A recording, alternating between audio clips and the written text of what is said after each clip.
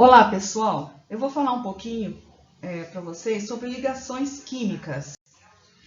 As ligações químicas, elas se classificam em ligações iônicas, covalentes e metálicas.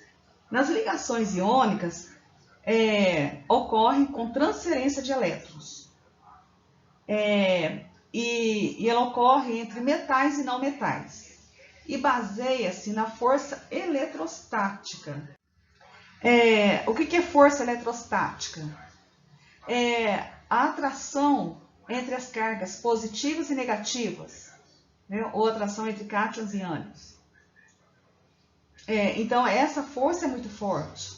E com isso, essa ligação iônica ela é muito forte. Aqui um exemplo, né, de como eu faço o esquema e a estrutura de Lewis para ligações iônicas.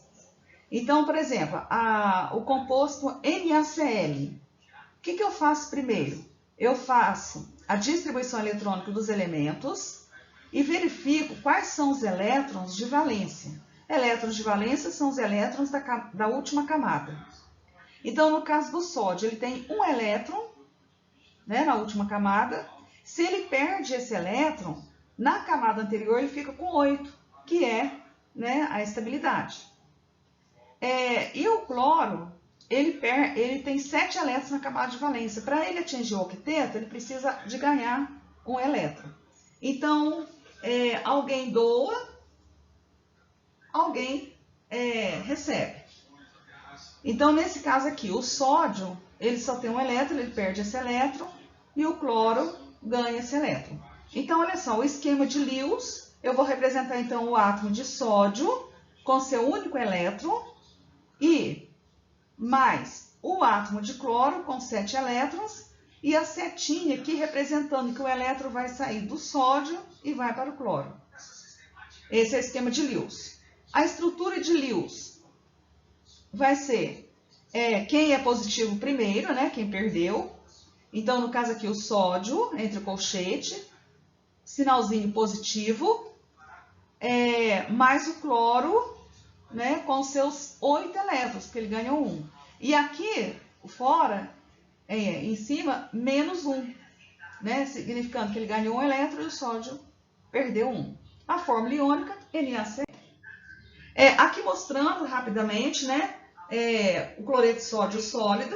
Então, né, as cargas muito próximas, é uma atração, né, se atraindo. E aqui, no próximo slide, eu tenho aqui o cloreto de sódio fundido, né? E as cargas já se distanciam um pouco. E quando ele solubiliza, né, as cargas ficam mais distantes ainda, né? E ele fica todo na forma iônica, na forma de Na+Cl-.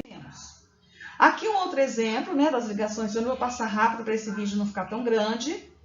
O magnésio tem 2 elétrons na última camada. E ele vai transferir um elétron para cada flúor. São 2 átomos de flúor. Então, eu vou ter como estrutura de Lewis o magnésio, né, com 2+ dentro do colchete, aqui ficou faltando. E o flúor, cada flúor com 8 elétrons. Né? E a estrutura, então, o flúor é -1, mas são 2 átomos de flúor, então esse 2 aqui do lado de fora, né, representa 2 átomos, e o magnésio é um átomo só, então não preciso colocar. E a carga em cima, mais 2. A fórmula iônica, MgF2. A mesma coisa é o sulfeto de alumínio.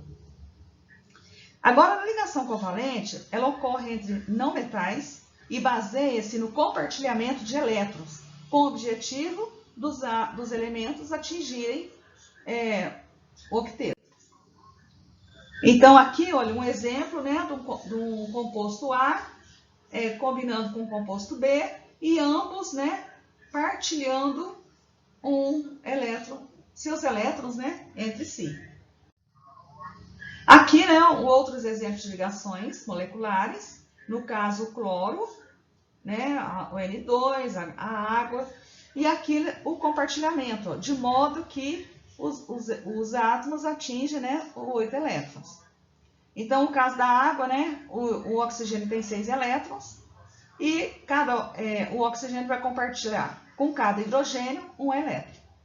Assim, os hidrogênios se estabilizam com 2 e o oxigênio fica estabilizado com 8. Observa-se que aqui na molécula da água sobraram 2 pares de elétrons. Esses elétrons não fazem parte da ligação, então eles são denominados não ligantes. A mesma coisa aqui, né, para a molécula de CO2, né, o carbono, ele tem 4 elétrons na última camada e ele vai compartilhar com cada oxigênio 2 elétrons. Dessa forma, tanto o carbono quanto o oxigênio atingindo o octeto. E aqui tem um caso, né, por exemplo, do PCl5 e do SF6, onde, né, expande o octeto. O que significa isso? Que o átomo central não fica com 8 elétrons, ele fica com mais de 8, que pode ser 10, 12. No caso do fósforo, né, ele está com 10 elétrons. No caso do enxofre, ele atinge 12 elétrons, quando ele faz o compartilhamento com 6 flúors. Aqui mostrando, né, a sacarose, que é uma substância molecular. Então, essa atração entre as cargas não existe, né, como na ligação iônica. É um composto que não conduz a corrente elétrica. Aqui um outro exemplo, né, de uma substância molecular. No caso, né, o HCl. E aqui, né, o ácido clorídrico dissolvido, ele apresenta, né, essas cargas, né, H positivo do hidrogênio e Cl menos do Cl. Então, essa solução iônica, né, considerada iônica ou eletrolítica, que em solução aquosa ele conduz a corrente elétrica. E nas ligações metálicas, o próprio nome indica, são ligações entre metais. Quais são as propriedades dessas ligações? Conduzem a corrente elétrica no estado sólido e líquido, apresentam altos pontos de fusão e ebulição, e a regra do octeto não é satisfatória para explicar esse tipo de ligação. Por quê? Porque os elétrons de valência ficam na superfície do metal, e ali fica um fluxo de elétrons. Então, não tem como, ela não se comporta, né, nem como a ligação iônica, nem como a ligação covalente. E aqui, só para mostrar, né, alguns exemplos de ligações metálicas, que a gente chama de ligas, né, metálicas.